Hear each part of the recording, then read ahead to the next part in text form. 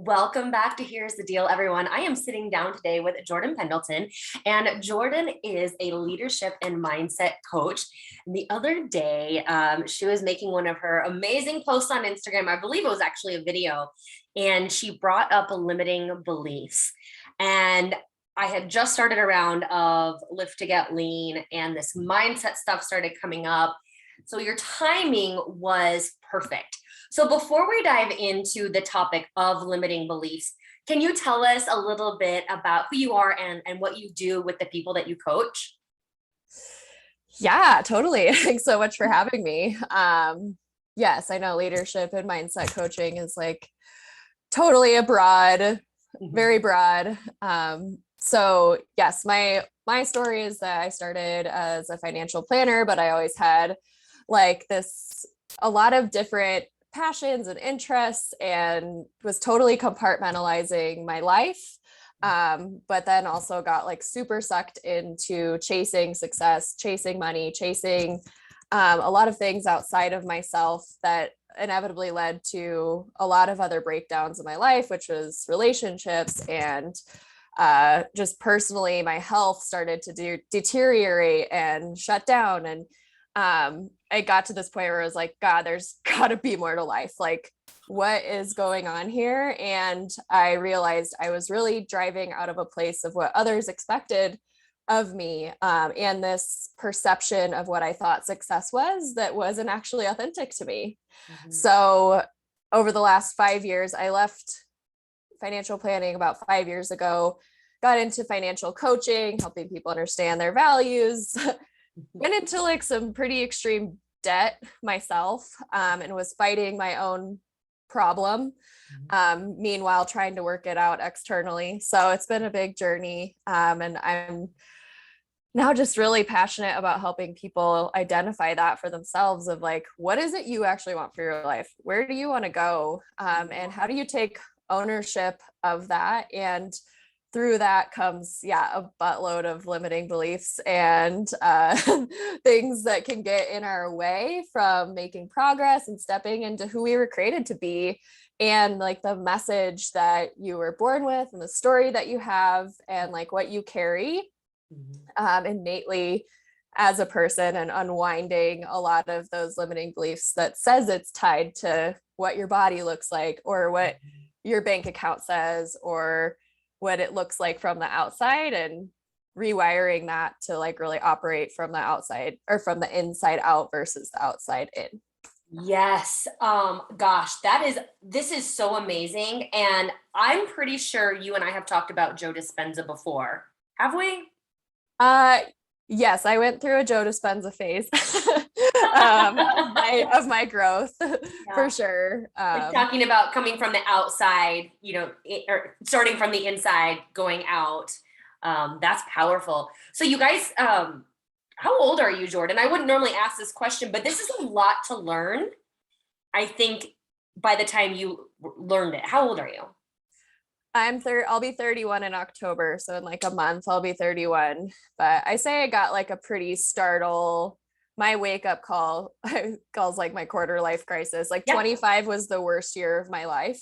And hit, like, I would say that 25, 26 was like very rock bottom for me. And so while that sucked, I'm also super grateful for like that wake up call pretty early on in my life to change the course of what I was doing and where I was going and being more intentional. That's amazing. Because that's when I had my quarter life crisis too, and started to change the trajectory of my life. And I'm grateful every day that, now I work with women who are in their 40s.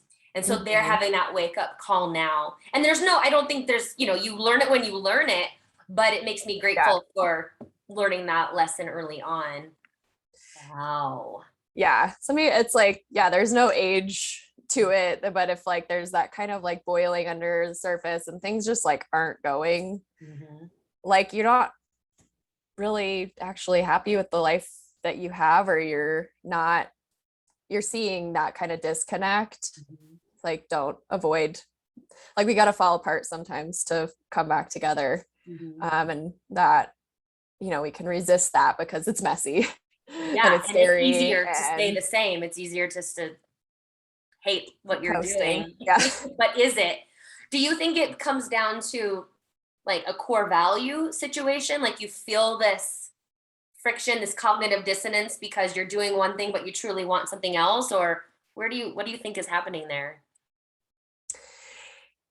Yeah, I think if we really listen, yeah, for me, it came down like one of my core values is authenticity. So when I'm not in a place of authenticity, I feel it. I feel that discourse, and that's not the same, not everybody values the same things, but like that piece for me, the authenticity was just like, I know I'm not being myself and I'm not becoming who I actually want to become. I'm just becoming this like robot success girl, like I go to top real fast and like win awards and do do all the things and get all the accolades and titles. But like at my core, yeah, it was just like constant turmoil.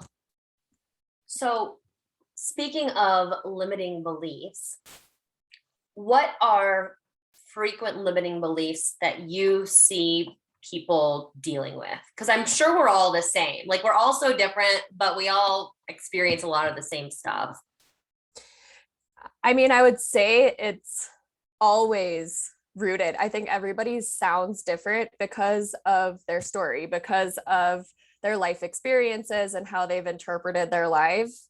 There's always different a different phrase, like way that it sounds to everybody. But I would say the common root is always not enough or too much. Like I'm not enough, I'm not doing enough, I don't have enough. So therefore I must be something different, do something different, have something different in order to gain my acceptance in the world or gain love or gain like, so I like, you can always kind of like draw it down to one of those two things. Like I believe in the work that I teach is that there is a core root belief that all the other ones stem off of and that we can experience a lot of different ones. So like my core limiting belief is that it's not safe to be myself and I'll be rejected for who I am if I am my full self. And therefore I have to be somebody different in order to be accepted, successful, loved, whatever. So that's like mine. And so I attract a lot of people to me with similar beliefs because of my story that has come because of that. But there's, there's a lot of different little tentacles that come off of that core main belief that drove me for a lot of my life. And I still believe, we're always going to be going through cycles of working through new layers of our limiting beliefs. They never go away. We just get to work through them, and that there's purpose in the limiting belief. It's not just like something you gotta get over and like figure it out. Yeah, figure it. That's not helpful. No, it's not like at all. So how did you drill down to this? Did you work with a therapist? Is it your work you've done on your own, another coach? It's the work that I mean, I did this process. It's almost been 6 years now since I did the process that I'm certified in now. But the whole like premise of the work is that we have two main core belief systems. One is limiting, that's the thing that stops us, that's based on our pain in our life, and that there's also a foundational belief that's all the good and the truth and the thing that's based in love, and that we move when we're also aware of that, we can move towards the truth, towards that space. And they are two sides of the same coin. And plot twist. Yeah. So, they inform each other. Our light always informs our dark and vice versa. That's good. Okay. So now, how do we not just deal with these limiting beliefs and get over it, How can we work with them through them? Yeah, I think our main desire as a human is to go. So like if you see that root system and imagine it like it's a root system to a tree, there's also like, the trunk, and then like there's like fruit in the tree. And that, there's really great fruit that's like beautiful and healthy. And then there's like not so good fruit that we're, not super happy with. I'm not losing the weight I want, or I'm not attracting the clients that I want. Like, and our innate instinct as humans is to go to the fruit and just try to start picking off the fruit, the bad fruit, without. So we're just like, we grasp for control of like trying to manipulate the outcome without, like, when we know what the root is actually saying, it informs the fruit. So when we're aware, we can start to kind of dial back into understanding what that is, and knowing that it's such a innate part of being a human. We all have this dualistic expression of the pain and then also the truth. And so I think it always comes down to acceptance. Like if you don't accept that the fruit on your tree, like that you don't like the fruit on your tree, or that, I, for so much of my life, I have been a, very like optimistic and positive person to a default, that I won't actually see the honest truth of what's going on in my life. And I just keep trying to like strive forward and be like, oh, it'll all be fine in the future. And I think people can be on very different ends of the spectrum of that too, of like constantly negative and pessimistic about your circumstances, or overly positive and optimistic about the future. So you can be kind of like stuck in the past, or so, drawn towards the future. But like until I found like total peace and acceptance for myself and my body and my life and who I was, and that doesn't always come easy even on any given day, but like that's actually my first core value, and like is acceptance, and that's not settling. No, it's not. Yeah, it's such a fine line, and I think it can get really misconstrued in our society, that like acceptance, especially if you're on like the growth path or you want to continue progressing, that like if you find acceptance and peace with where you're at, that you're settling. And like that's what I had those totally messed up.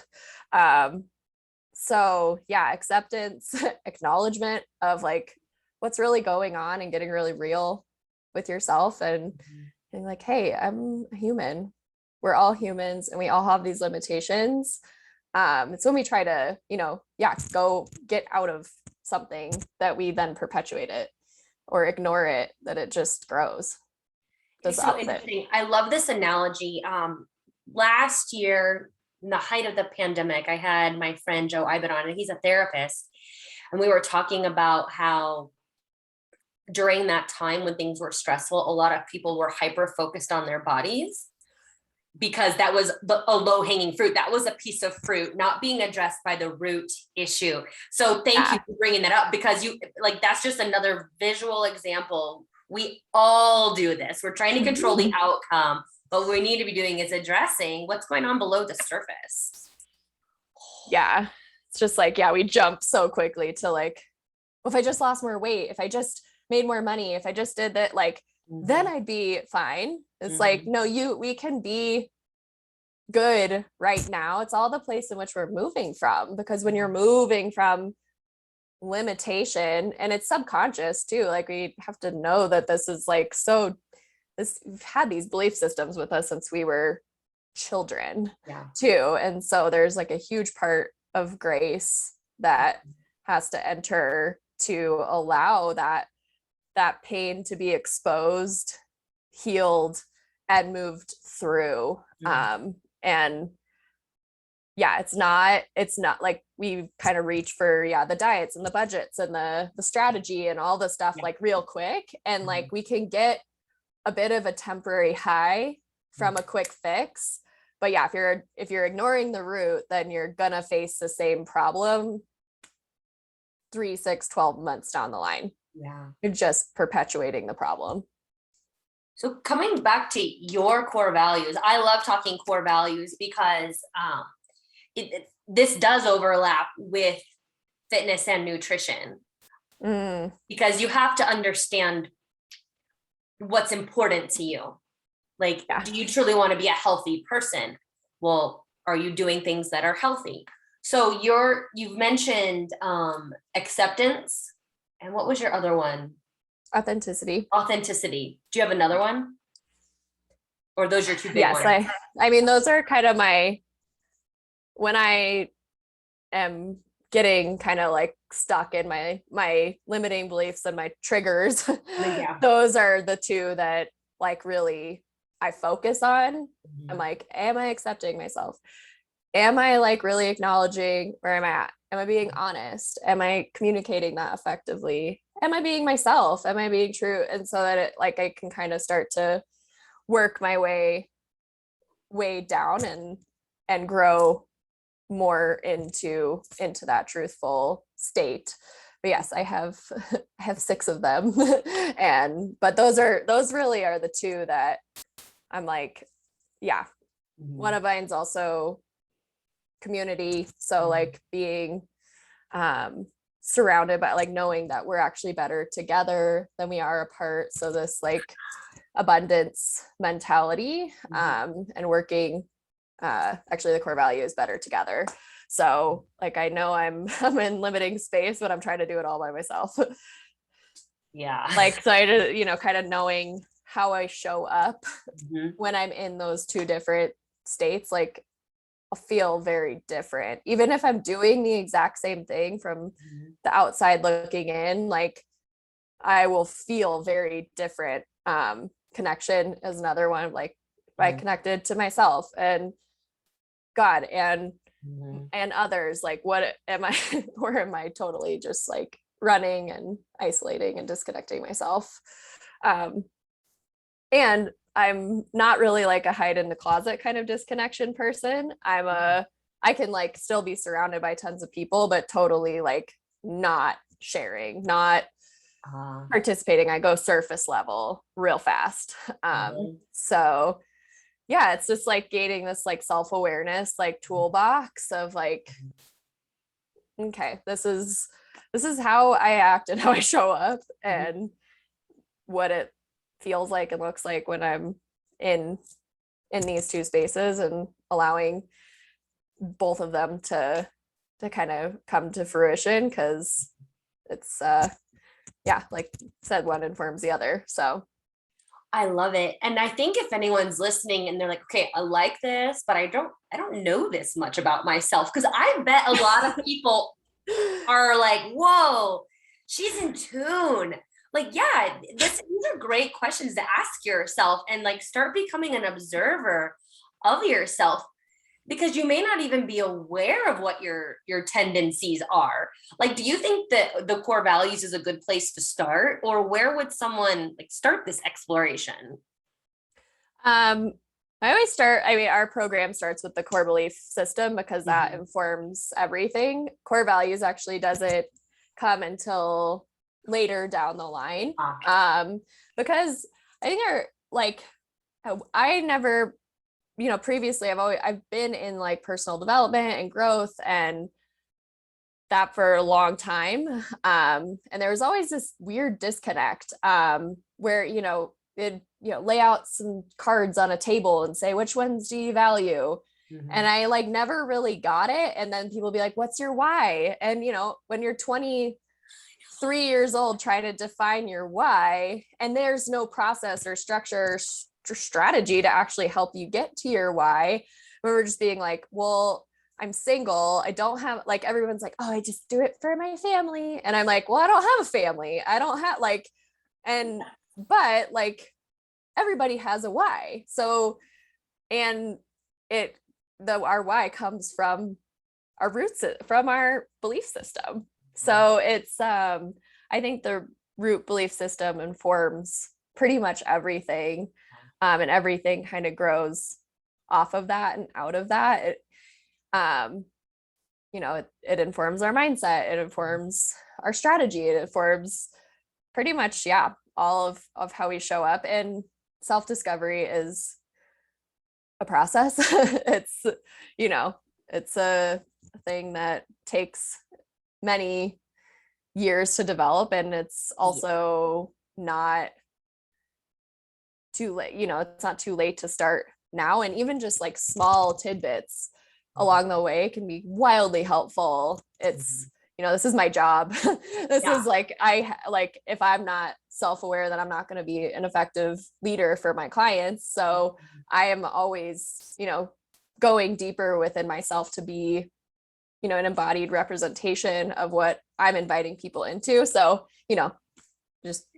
there's, it is my job to do and this. if you weren't, you would not be authentic. Like that would not be right. Jordan. Yeah, it would be out of integrity for sure. So it's there's no you don't need, like, I think also self-awareness can be a trap. You can get stuck there too, of just like, I just need to be more self-aware. And I got in that for a long time too, almost like a personal development addiction. But like looking back on that, it was because I didn't believe I was enough. Like I didn't believe that who I was enough. So you can do self-awareness and continued discovery and development, but like don't do it all at once. Like allow your life to inform the areas that you're, continuing to seek depth in. Because if we can't, you are enough right now. Yes. Like regardless of how self-aware you are, how developed you are. And I think there's even like a stigma that's come with being in the personal development industry that like, I'm better than you because I know more and I know more about myself. And like, that's BS. I call BS on that. It's kind of a narcissistic view of things and a pedestal approach. And a way people can like sell you into more than believing that you're not good enough as you are. That's a sales tactic. So that should probably be another rabbit hole, but and that should be going against everything that personal development is about. But that I love how that comes back to the idea of acceptance, right? Yeah, maybe I want to improve on something, but like you said, right now as I am enough.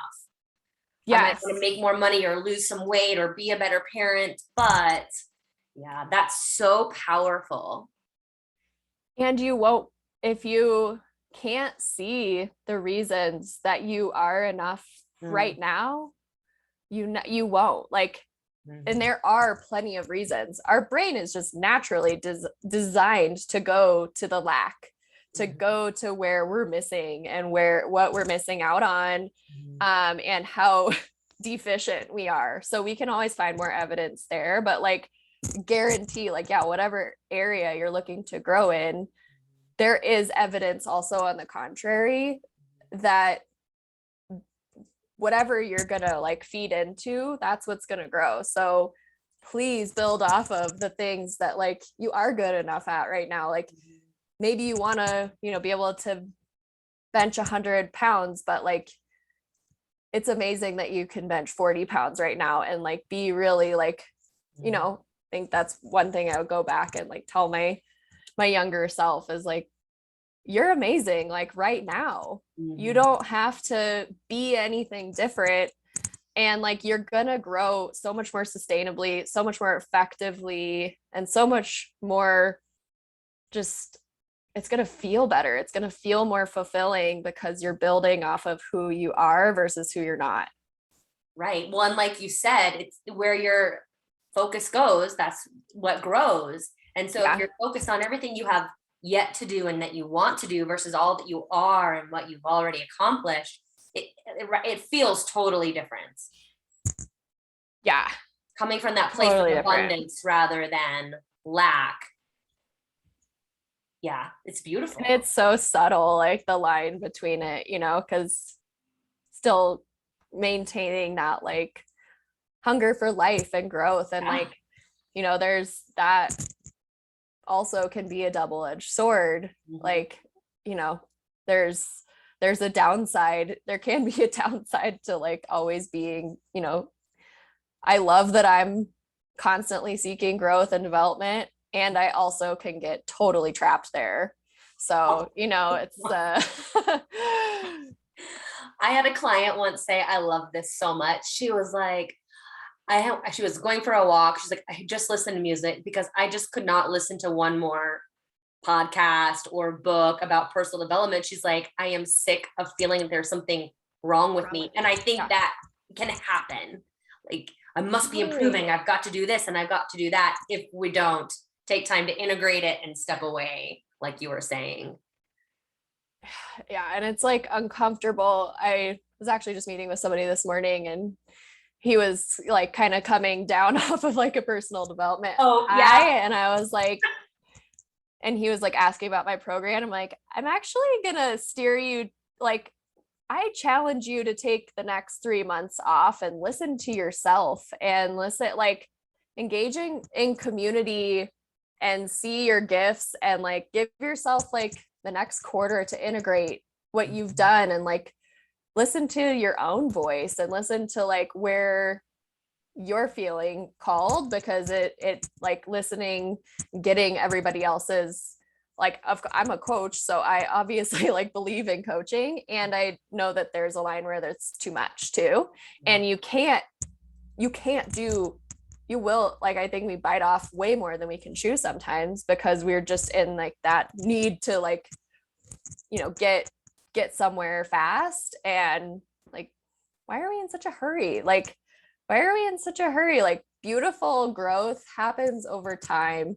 And it's so much more fulfilling too, and we're allowing ourselves and our own process to unfold and be an active participant in that. But it's not trying to do, I remember I was like in that like mid-20s thing, I was like in a health program, in a money program, a business program, like I was in like all the programs. Yeah. And then I came to a point where I like fired everyone, because I was like, I haven't listened to myself for years. Dude, so huge. I don't trust myself. I don't trust myself to make the right action, so I'm just leaning on everybody else to make decisions for me. Yeah. Okay, I have 2 things to say about this. So number one, it came back to a few moments ago, you mentioned the word sustainability. And I think that's something that people can really, because I don't want to say should really focus on, but see, is what I'm doing sustainable? Because that's what we want. We want to be able to do this for the long haul, whether it's develop ourselves as a person, a nutrition, a fitness methodology. Can you sustain this over the years? Or are you going to peter out and stop? Yeah. I think that's a really good question to ask. And then the second part of it was, with my job, I coach people with macros and all of this stuff, but I do believe you have to be able to step away and trust yourself. If you can't eat without putting your food in an app, we got problems. Like, we need to look at this, right? Yeah. Yeah. And if these numbers don't add up, then I'm screwed. Like, it's guidelines, it's tools, it's like guardrails are really nice and helpful on the highway. And like, you don't want to be like rubbing your car up against them the whole time either. And I think we kind of do that with our, we become dependent on the tool instead of you letting it empower you towards sustainable growth. Yeah. Well, and right before we hopped on the call, I was like, oh, I don't want to talk about this right now because it's going to be such a great topic. Like, this empowering and this being able to, drive your own car without the guardrails it's ownership, like owning your decisions. And this has come up basically in every podcast. It comes up in every coaching call that I do, because we can lean on people and coaches for advice, but at the end of the day, it comes down to us. So how do Mhm. you help people understand the importance of ownership, or what do you have to say about ownership? Gosh, that's a great question. It's so, I mean, I didn't realize how much of a lack of ownership and responsibility I was taking for my life up until like really the last couple of years. I think it's really nice to have coaches and put all the weight on them, put all the responsibility on them so that when it fails, you have somebody to blame. 100%. Yep. Besides yourself. Like, and you know, when those things don't work or it doesn't come to fruition, like, and those things happen, like sometimes we misstep or we fail or things don't work out, and that's not on the coach, like, and that's a lot of responsibility for the coach to bear too. There's like a yeah, it's like this, it's a relationship, but I think ultimately, like, trying to come back to your original question, like I could go off in like so many different tangents. Loaded question. I'm sorry. The reason Yeah. I ask is because I don't think it could be taught. I think ownership comes from within. Oh yeah. I'll hear something and I'm like, oh, I need to send that to so and so. Oh, so and so should read this book. And then I'm thinking to myself, Kylie, you can't send that to her because she's not going to do it. Like, she's got to figure this out. At some point, I'm her coach, but she's got to figure this out. Mm-hmm. And so I don't know how to impress upon someone, or this is one of the constant struggles that I have. I don't know if ownership can be taught. I just think it eventually comes, the rubber meets the road with you. Yeah, I think it's your willingness to look at your and see your part Yeah. in every aspect of your life. Yeah. And if there is a constant theme of, you know, I hear this one a lot of like, I think we can point it at other people, like, gosh, I just have like friends that are such a suck on my energy, and all they want, like, they just take, and all I am is just like their cheerleader in their support system, but they never give anything to me. And you can point the finger all you want at other people. Another one I hear, especially in like the growth, is like, well, my spouse doesn't support me in my growth, or like I like that, like, lack of feeling supported. But I think when it comes down to it, if you really boil down to it, it's like, well, do you really support yourself in this movement? Because if you don't, you're going to seek it evidence externally. Yes. To validate that belief that you're not supported to become your best self.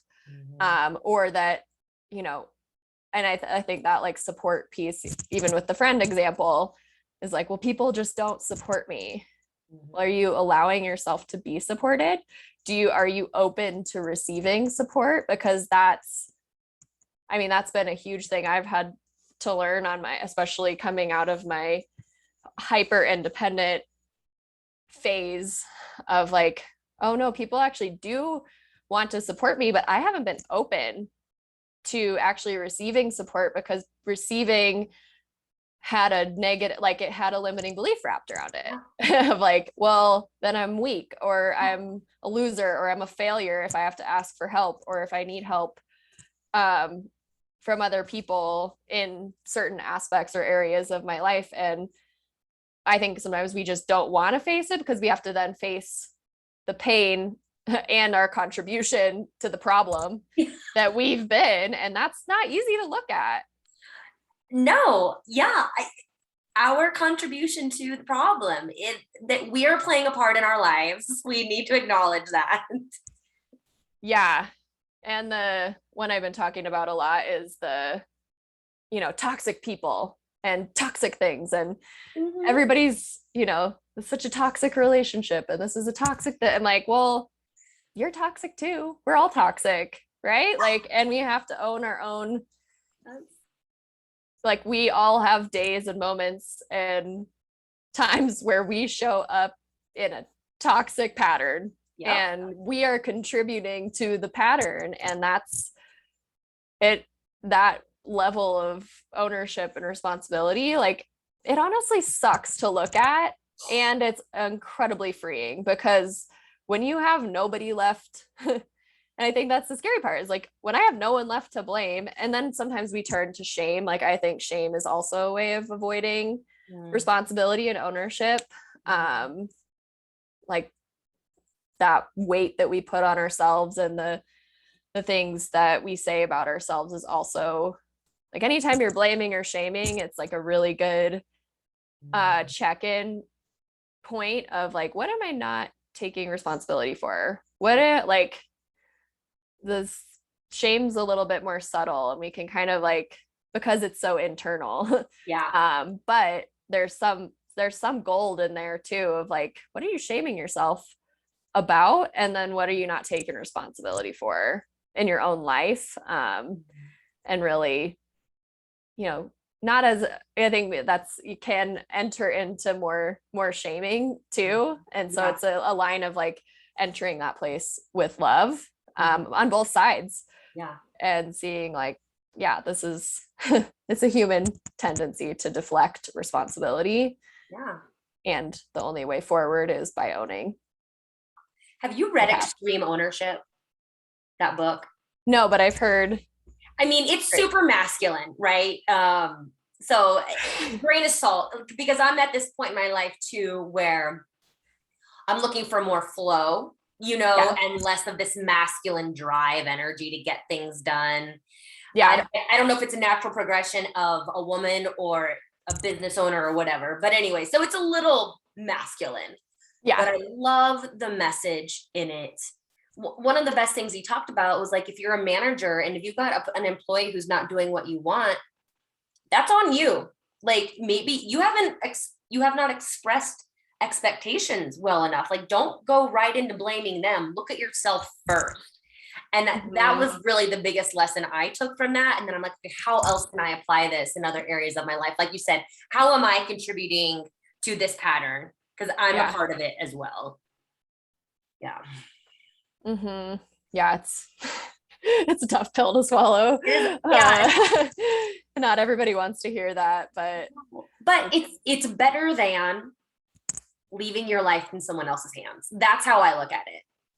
Like, I can own this or blame so-and-so for how I feel and make him responsible for my feelings. That's victimhood, right? And like codependency. Yeah. At its finest. I mean, and I think we're all slightly or majorly wired for codependency. And we're kind of just taught it. I mean, look at the news, like, especially the last couple of years, it's just like they them like, screaming. Never like, what are like we actually doing about this? It's just like screaming at each other and being mad, and like it's ownership is a lot. All the more reason to take ownership, because no one else is. So like, you gotta get in and drive that car. Guardrails or not, drive. Drive the damn car. I mean, if you're listening to this and you're like, oh my God, we're all so fucked up. Yeah, we are. Like, let's get that out there. We are. And we can own it. We can own that we're fucked up. That's the only way forward. Truly. I love this. So I don't think we have time to talk about this today, but I want to ask, because you talk a lot about Enneagram, right? It's a big tool for me, for sure. You use it in your coaching? Yes. Are you a 3? I'm a 5, actually. 3 is my, like, I have a theory, and it could be totally off base, but I want to hear it. So I believe we all have like a core like type that we were like born with.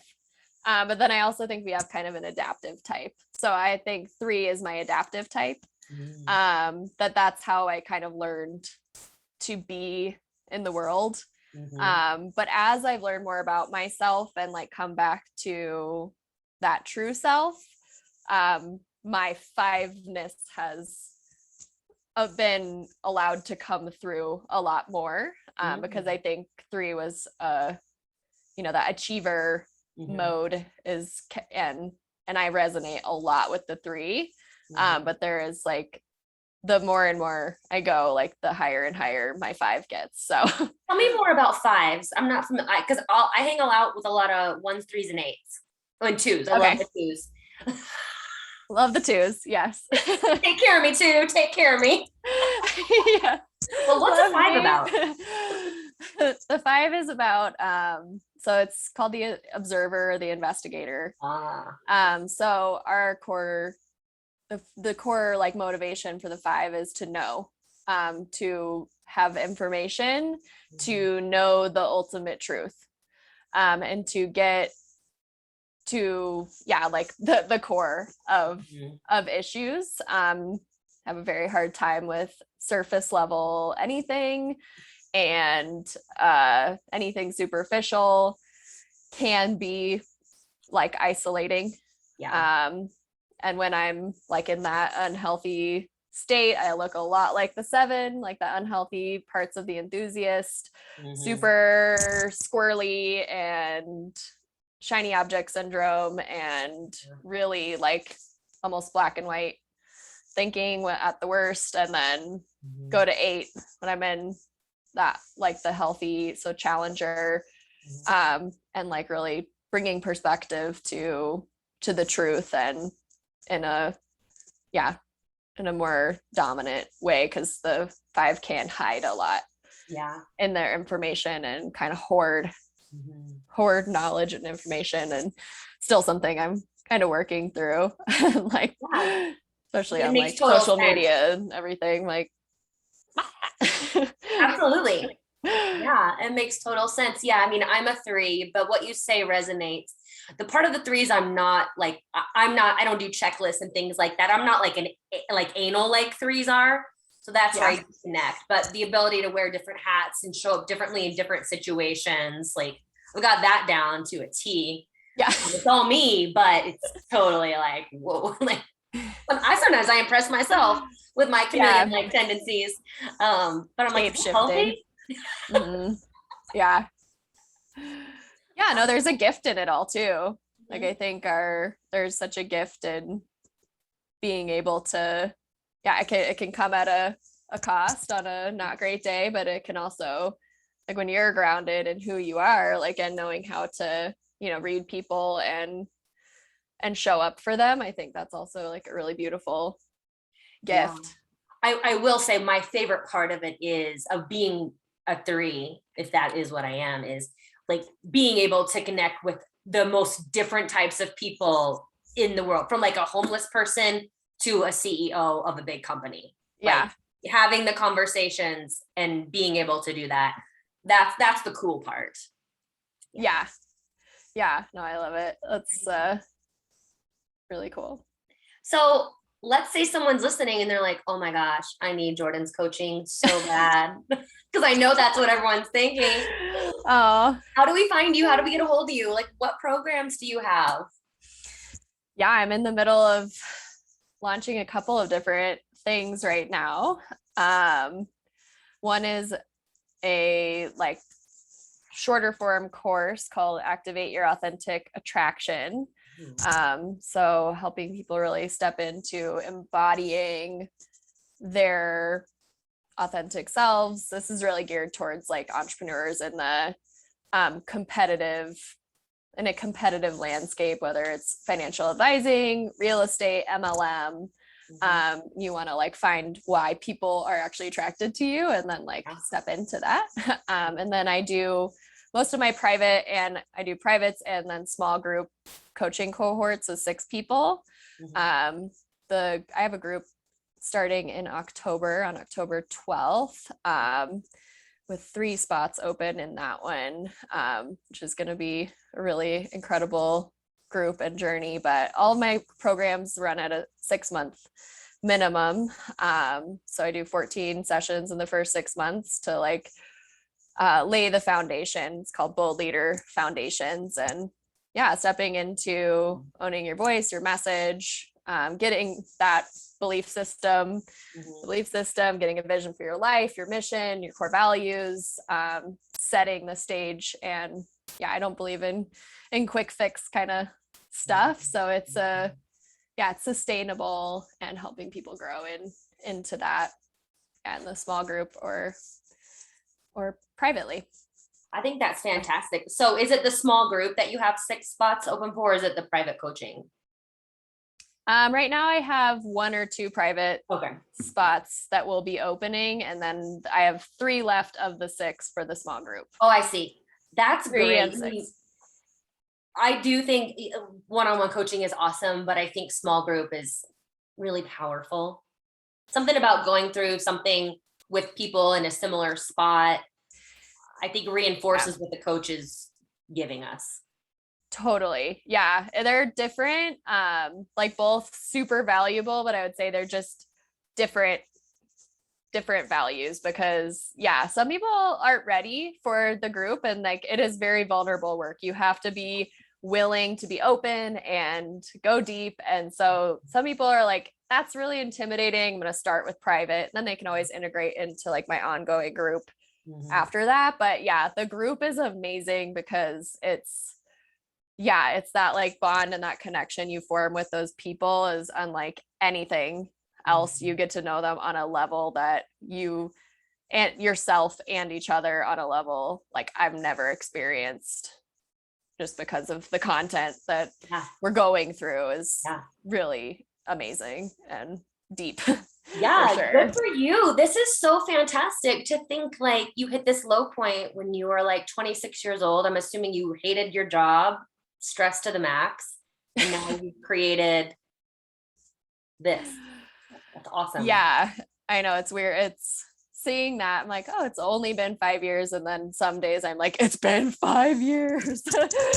So, but like, okay, in the scheme of life, like 5 years is actually, it's taken time to relay that foundation and reintegrate back into myself. That doesn't happen overnight, that's for sure. And well, no, and you guys, it's amazing.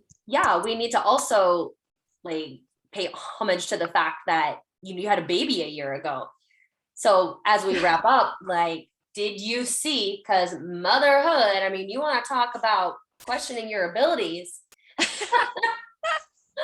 Motherhood's a great thing to try. You're like, oh my gosh, I'm the only one that doesn't know how to do this. That's how I felt. Like, I don't know how to be a mom. Did you notice limiting beliefs pop up as you are becoming a new mom? Yes, I like my daughter, I feel like is just a mirror for me. Like anytime I've learned so much by becoming a mom in like ways that I couldn't have learned, just on my own. But there's been a lot. So my mom was like, what am I doing? Like, what am I even doing? And I mean, I think that's why, community is so important too, because so much, like, I think every mom's been like, I remember being pregnant and being like, I don't feel that excited. Like, I just feel like freaked out. I don't know what I'm doing. And like, it's a scary undertaking, and it's a lot of responsibility, and it's, nothing can prepare you for that at all. But also knowing that like, you're not alone in that venture of like, okay, nobody knows what they're doing. Like when they start parenting, and you literally only have to know the day that's ahead of you, like the moment that's ahead of you. You don't have to know how to raise a 10-year-old when you have a 1-year-old. Like you just need to know what's going on right now. And I think that's been a freeing mentality of just like, okay, I'm doing my best. I'm showing up my best that I can today. And that looks different every day. I think it's almost, I don't want to say it's harder in our role, but because we know the impact of our parents on a person, you're like am I messing up my child? I'm very careful about what I say. I'm like, you know is this wounding language? Exactly. Is this wounding language? Yeah. Am I wounding my child? Yeah. And also knowing like, yeah, whether it's you or school or whatever, like there's going to be wounding language that's picked up. And no matter how amazing and evolved and developed you are, like there's going to be. I was telling my friend, like, you know what? We're just giving them material for therapy. This is awesome. Oh my gosh. Jordan, thank you. Trauma. Yes. Thank you so much for your time and your expertise. This is wonderful. I mean, this is a lot to think about, but don't feel overwhelmed, everyone, right? This is just it's about becoming aware. Oh. Yes. Yeah. It's all coming together, and there's no need to know it all at once, that's for sure. But if you're curious, like also if your curiosity is piqued, don't be afraid to dive in. Yeah. Oh, and should they visit your website or go to Instagram? What's the best way to reach out to you? Yeah, our like website right now is under construction, so it's not a great place to go. But yeah, Instagram is awesome at Jordan Y Pendleton. Cool.